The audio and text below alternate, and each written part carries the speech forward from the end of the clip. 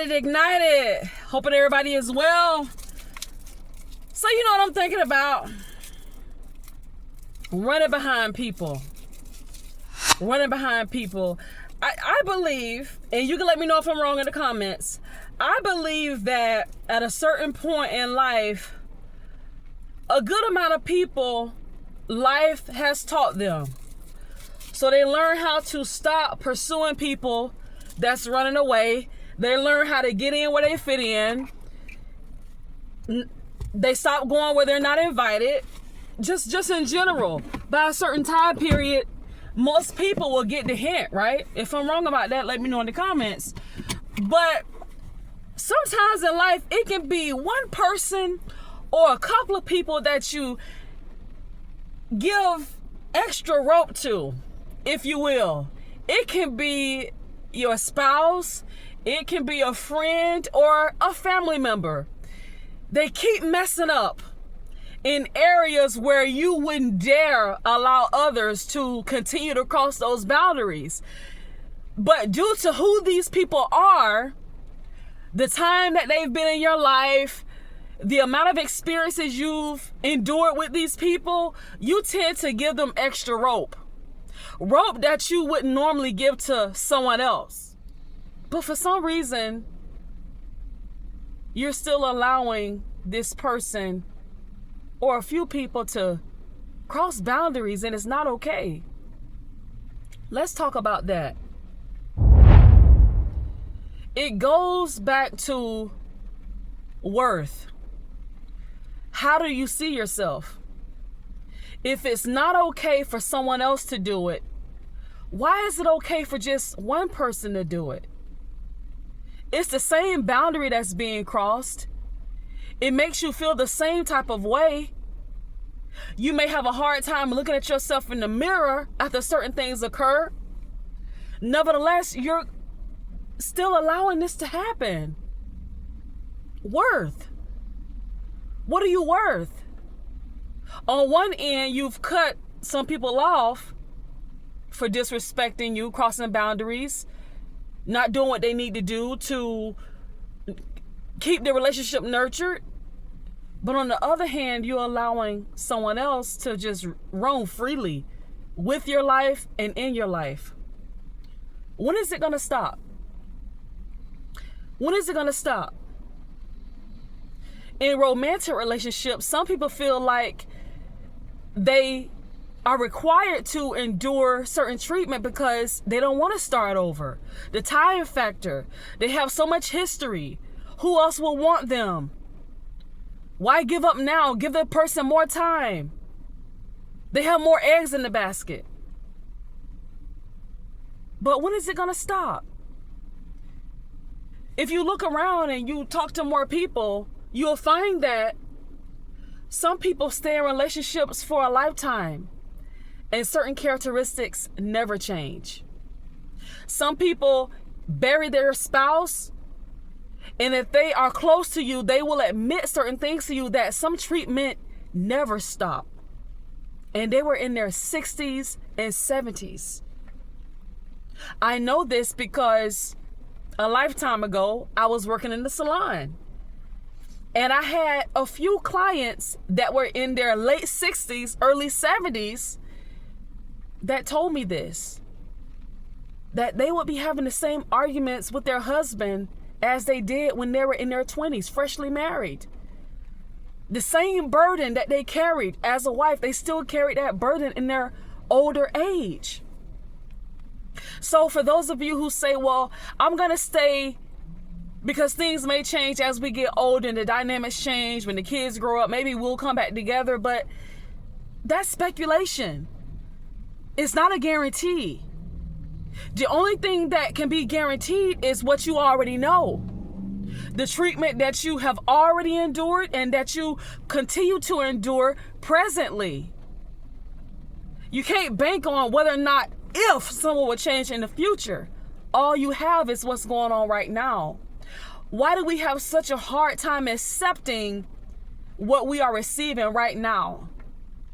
And we can have so much faith, if that is to be called faith, or is that foolishness to think that You can wait it out. And one day in the future, you're going to have exactly what you want in a person. This family member is going to see your value. This friend is going to realize that there is no other friend like you. Everybody else has walked away, but you've been so loyal to them. One day they'll realize it, but they haven't yet. So are you willing to sacrifice your life, your time, more pain, arguments, abuse, misfortune with this person? You're willing to continue to put yourself through that? It goes back to worth. How do you view yourself? How much are you worth? Is that what you believe you're worth? That you should endure it? Oh, you're a strong woman, you're a strong guy, so you can handle it? You're willing to keep going back to certain people for another behind whooping? I'm saying behind whooping, but I don't mean it in a physical way, although some people are dealing with the physical. But when I say behind whooping, you're going back to be traumatized some more. You're going back to continuously being cursed out, called out of your name, not considered.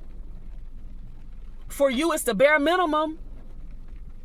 For you, it has to be rush. Everything has to be rushed for you. How much are you worth? That's what the question is. Do you really believe you're valuable? Or are you just saying it? I'm not advertising for Smoothie King, but that's where I'm right now. And I really needed a sip.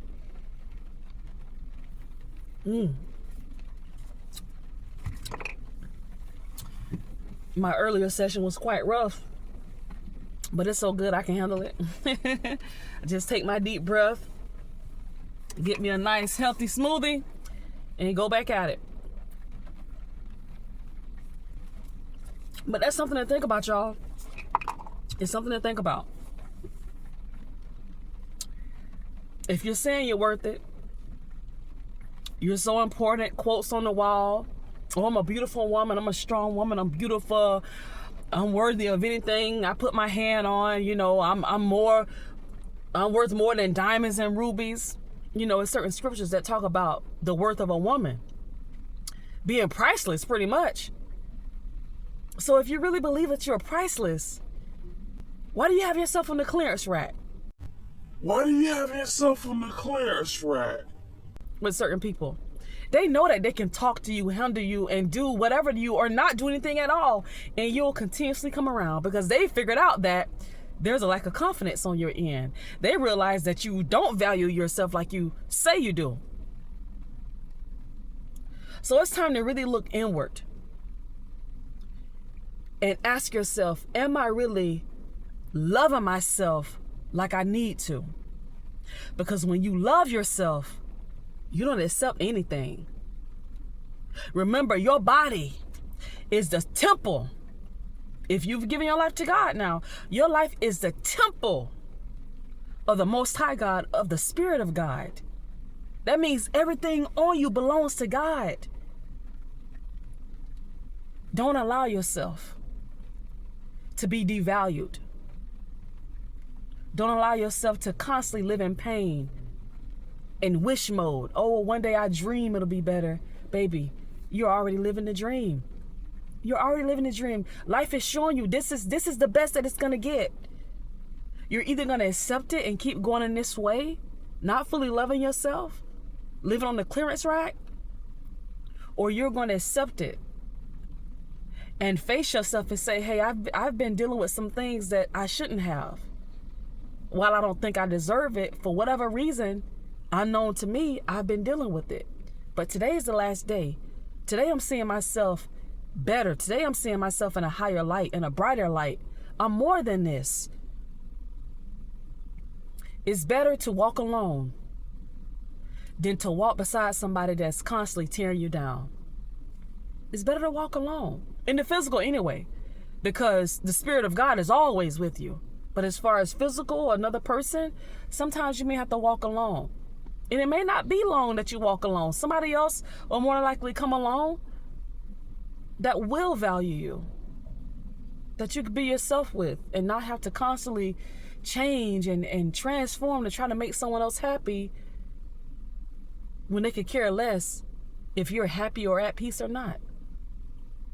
May this video ignite you in some way, shape, or form.